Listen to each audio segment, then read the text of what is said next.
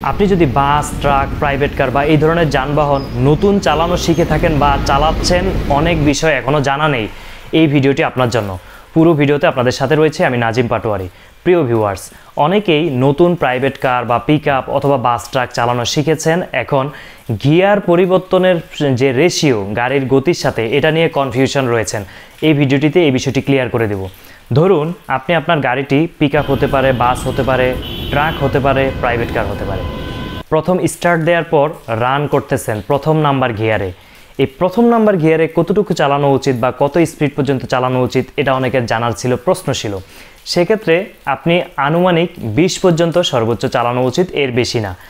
10-এর পরেও পরিবর্তন করার সুযোগ রয়েছে, এটা আপনি গাড়ি চালানোর ধরন অনুযায়ী আপনি বুঝতে পারবেন। এরপর 2 নাম্বার গিয়ারে 20-এর পর থেকে 35 পর্যন্ত আপনি চালাতে পারেন।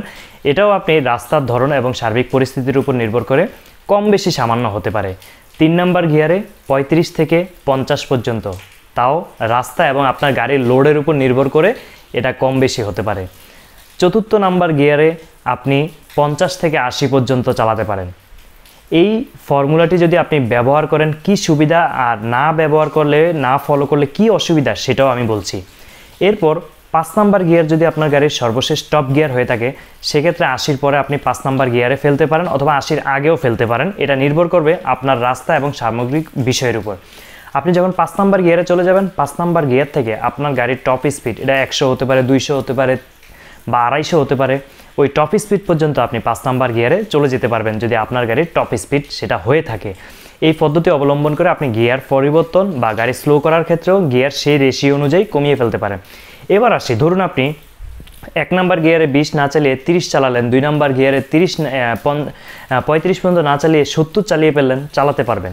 সেক্ষেত্রে কি হবে?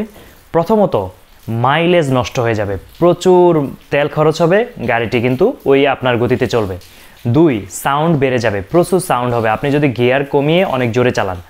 3, আপনার ইঞ্জিন ওভারহিট হয়ে যাবে এবং অল্প সময়ের মধ্যে গাড়িটির ইঞ্জিন বিকল হওয়ার সম্ভাবনা রয়েছে।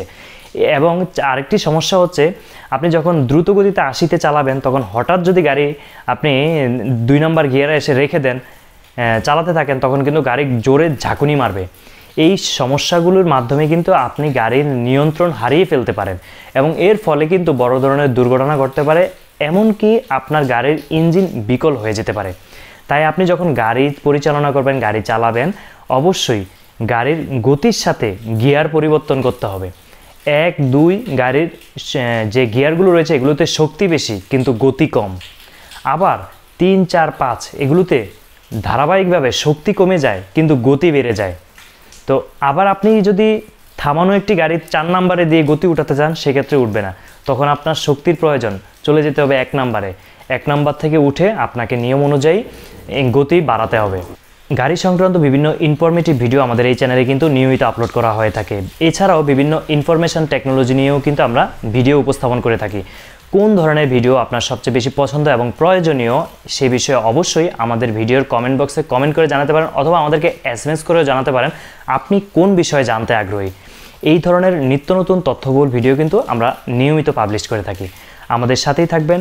ইউটিউবে এবং ফেসবুকে আমাদেরকে সাবস্ক্রাইব এবং ফলো করার অনুরোধ রইল। সবাই ভালো থাকবেন, সুস্থ থাকবেন এবং গিয়ার পরিবর্তনের এই যে বিষয়ে আলোচনা করলাম, এটা থেকে যদি আপনি উপকৃত হয়ে থাকেন, অন্যদেরকে এই ভিডিওটি জানাতে ভিডিওটি বেশি বেশি শেয়ার করার অনুরোধ রইল। আল্লাহ হাফেজ।